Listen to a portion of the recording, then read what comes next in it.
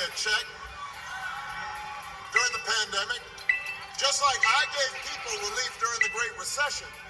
The thing is, we didn't put our name on it because it wasn't about feeding our egos. It wasn't about advancing our politics.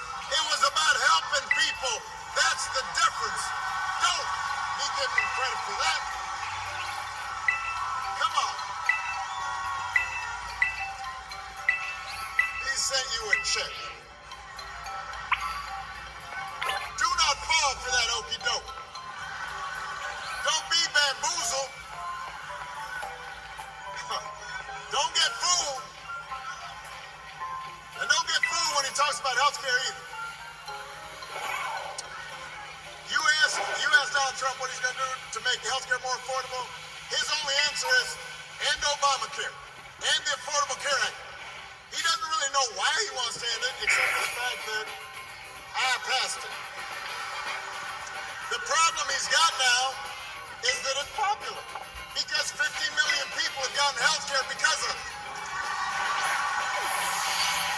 So, a couple weeks ago, you remember during the vice presidential debate, his running mate had the nerve, had the chutzpah to say that Donald Trump, quote, salvaged the Affordable Care Act. Donald Trump spent his entire presidency trying to tear that thing down. And he couldn't even do that right. And now, 8 years after he was elected, when he was asked, well, what are you going to do? He says, well, I've got concepts of a plan for how he'd replace it. Now, I want y'all to think about this for a second. Let's say your boss on the job gives you an assignment. Says, I need it by Friday. Friday rolls around, the boss says, so did you finish that project you asked me to do? And you say, well, I haven't actually started, but I got a concept for a plan.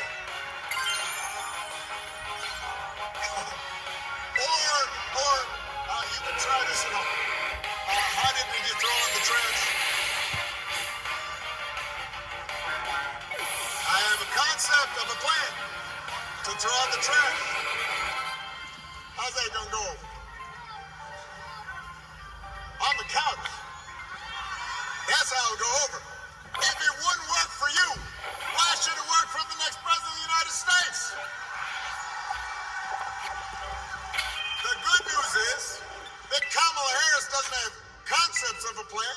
She got a plan to make your life better.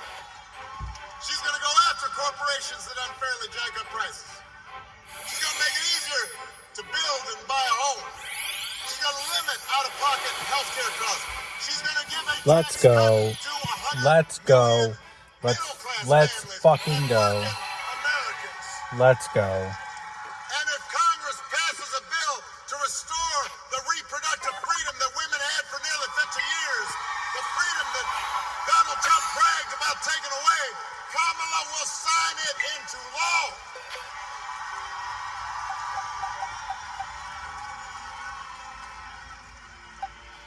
It's an example of how elections matter. And I have to say, I get why folks get frustrated with politics. I do too sometimes. I don't watch cable news. Because sometimes I get why people block it out. It just seems like everybody arguing and fussing. But I always tell people, look, politics, it's not going to solve all your problems. No president is going to eliminate poverty in one term or eliminate racism because those problems are hard.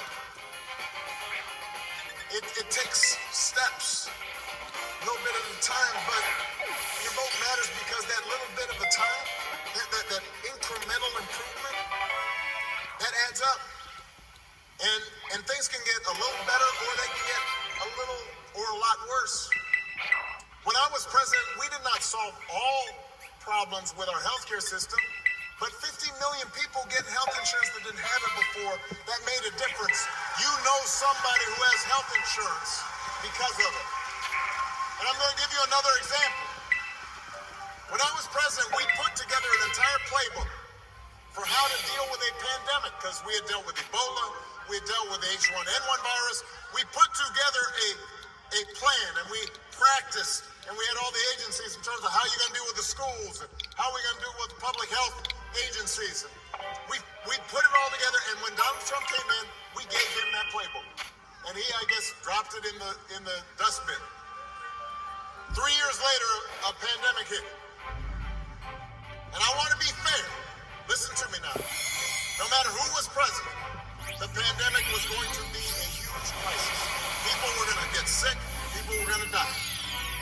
Businesses were going to close. There'd be travel restrictions. It was a once-in-a-100-year event. But if you look at a country like Canada, the per capita death rate during COVID was 60% lower than it was here in the United States. So you do the math. Over 1 million people died during the pandemic here in the U.S.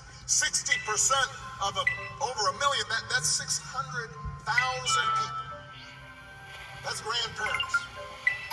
That's aunts. That's uncles, parents, co-workers, friends. Everybody here was touched by it.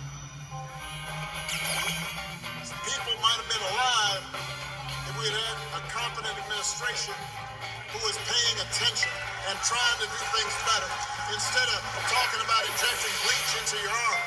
Now, you remember that if somebody tells you it doesn't make a difference.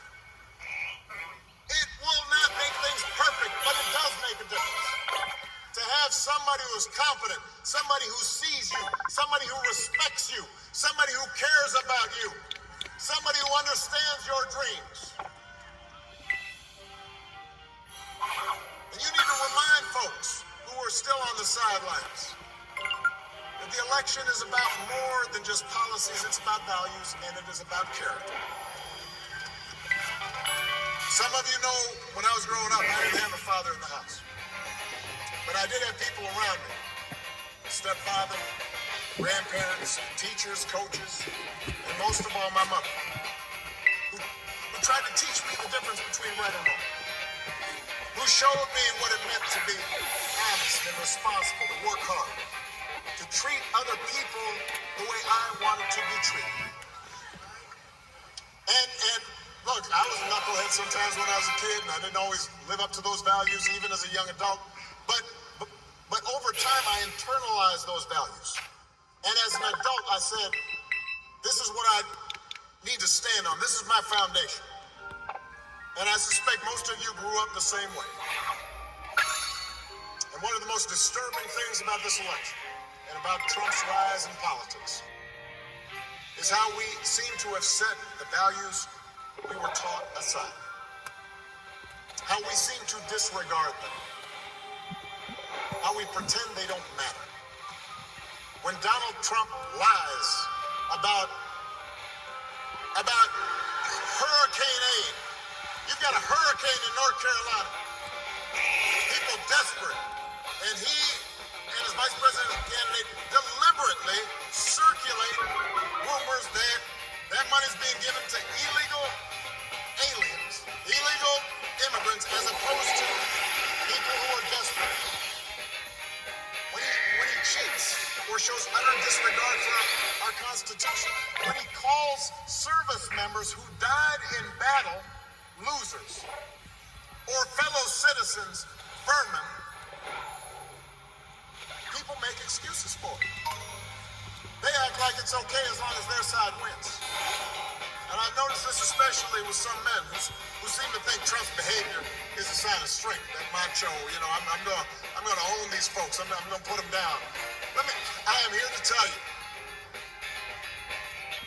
that is not what real strength is. It never has been. Real strength is about working hard and taking responsibility and telling the truth, even when it's inconvenient. Real strength is about helping people who need it and standing up for those who can't always stand up for themselves. That's what we should want in our daughters and our sons. And that's what I want to see in the President of the United States of America.